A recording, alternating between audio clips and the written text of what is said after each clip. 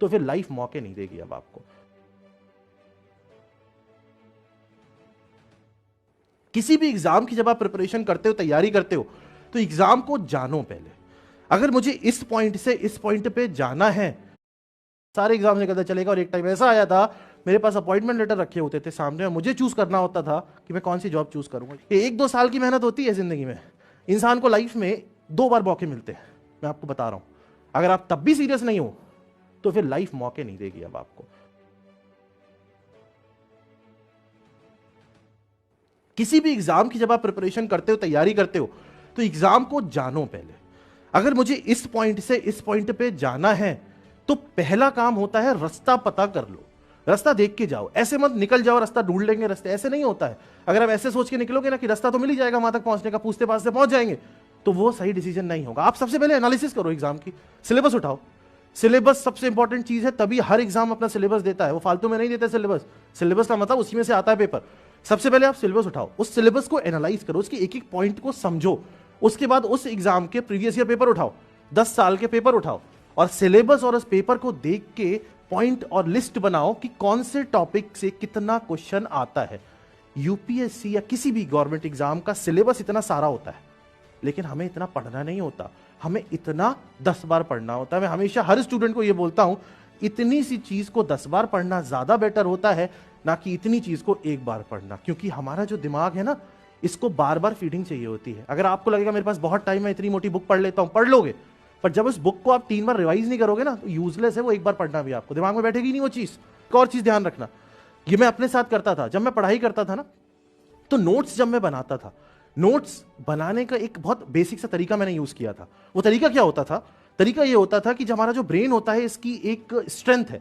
Strength क्या है? हम लोग पिक्चोरियल डेटा को कैप्चर कर लेते हैं, पिक्चर्स को। ये ब्रेन की आप समझ लो ताकत है। हम पिक्चर्स को, हम साउंड को कैप्चर कर लेते हैं। थ्योरी कैसे याद करता था मैं? पढ़ के याद नहीं करता था थ्योरी, मैं रिकॉर्ड कर लेता था। रिकॉर्डर ले रखा था मैंने, एक छोटा सा रिकॉर्डर आता था 200 रुपए का, बहुत बढ़िया शानदार चलता है वो, गाने भी सुनता था मैं उससे कभी कभी। उसमें मैं रिकॉर्ड कर लेता था। क्या मैंने पूरा आंसर पढ़ा ये करके बोल बोल के, उसको कान में लगा के सुन लिया, वो याद हो जाता है। आप करके देखना, थ्योरी रिकॉर्ड करके अपनी आवाज में सुन लो, 2 बार रट जाएगी। आज इस एज में मेहनत नहीं करोगे, अभी मेहनत नहीं करोगे, तो आगे की एज सफर कर जाएगी। ये 1-2 साल की मेहनत होती है जिंदगी में। इंसान को लाइफ में 2 बार मौके मिलते हैं, मैं आपको बता रहा हूं। पहला मौका जब आप स्कूल छोड़ के बाहर आते हो, उस टाइम आप मेहनत कर लो, जान लगा दो, ले लो कोई शानदार सा कॉलेज, टॉप लेवल का कॉलेज इंडिया का, बन गई लाइफ। दूसरा मौका नहीं ले पाए, अगर बाई चांस स्कूल के बाद आप सीरियस नहीं थे, नहीं ले पाए, बहुत बच्चे प्रिपरेशन करते हैं, बहुत जगह जाते, नहीं ले पाए, दूसरा मौका मिलता है ग्रेजुएशन के बाद। जब आपकी ग्रेजुएशन खत्म हो जाती है, तब आपको लाइफ एक और मौका देती है कि बेटा अब पढ़ लो, अब सीरियस हो जाओ।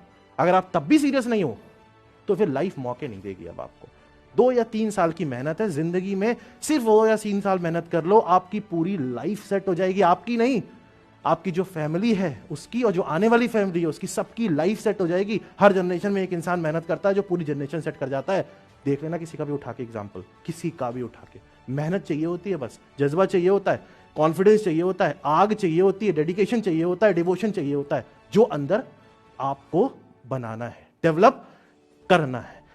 जब आप ये स्ट्रगल करोगे, जब आप अपने पैशन की तरफ या अपने एम की तरफ, गोल की तरफ भागोगे, तो आपको बीच में ना बहुत सारी प्रॉब्लम्स मिलेंगी, बहुत सारी दिक्कतें मिलेंगी, बहुत सारी गंदगी मिलेगी।